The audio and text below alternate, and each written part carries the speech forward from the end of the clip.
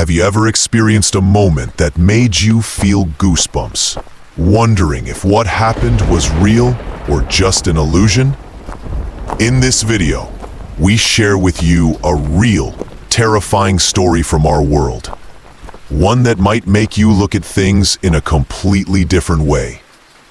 If you have a scary story you've personally experienced, or heard about from your friends or relatives, don't hesitate to share it with us in the comments. Maybe your story will be the next one we tell in this place, filled with excitement and mystery. And don't forget to support us with a like and subscribe to the channel to stay up to date with all the latest horror and suspense stories. Now, let's begin our journey into the depths of the unknown. Ready? Then let's go. It may seem a little strange, but trust me. This was only 2 years ago in our town. There was this one house that had been abandoned for, I think, about 2 decades. It was an older place nestled away in the trees, and after nobody would buy it, everyone just forgot about it. It slowly got covered up by the woods and left to rot. I was always interested in these types of places and loved to explore them. On one random afternoon I had off work. That's exactly what I did. I walked there with a small backpack and a flashlight. Usually I'd go with friends, but this house was so close by and seemed less significant than other places we'd been to, so I didn't bother. The driveway going into the woods was almost completely gone. Grass had grown over the gravel. I marched my way through it, eventually taking my flashlight out so I could see better.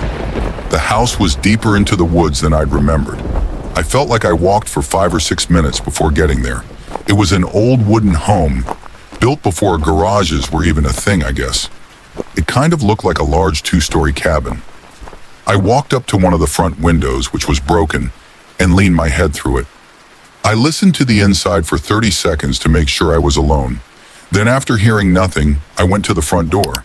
The door was unlocked and already slightly cracked open, so I just pushed it wide open and walked in. The inside was decaying all around.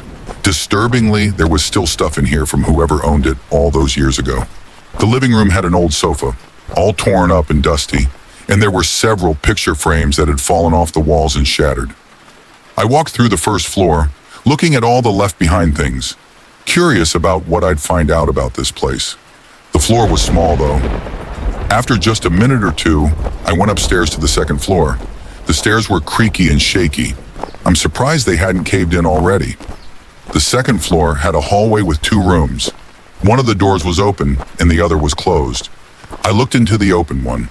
The room was empty, which was strikingly different from downstairs. I stepped in and moved my flashlight all around, but was interrupted when I heard a thud below me. My heart immediately started racing. It didn't sound natural, like a noise the house would make. I hurried down the stairs and waved my flashlight all around. The house was so quiet now, and I didn't see anything moving that could have made the sound. Having that bad gut feeling, though, I told myself I should just leave. Usually with my friends I explore with, we always say at the first sign of anything sketchy, we leave. Alone, I definitely wasn't staying. I quickly walked down the hallway, still moving my flashlight all around. But when I got to the front of the house, the door was shut. I had left it wide open. I hurried up to it and pulled the handle, but it didn't move. It was locked or bolted closed on the outside. I immediately started to panic, knowing someone else had to be here with me and just locked me in. I ran over to the broken window and jumped out. I didn't see anyone as I sprinted into the woods, turning my flashlight off and staying off of the path. My heart was still racing as I walked between the trees, but then a light came from ahead. I was confused and moved behind a tree.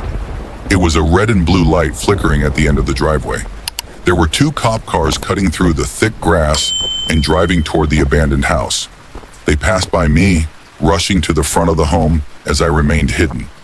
Something in me knew that they weren't there for me. I watched for a minute, then ran out of the woods and back home. I don't know who else was there or why the police were rushing toward the house.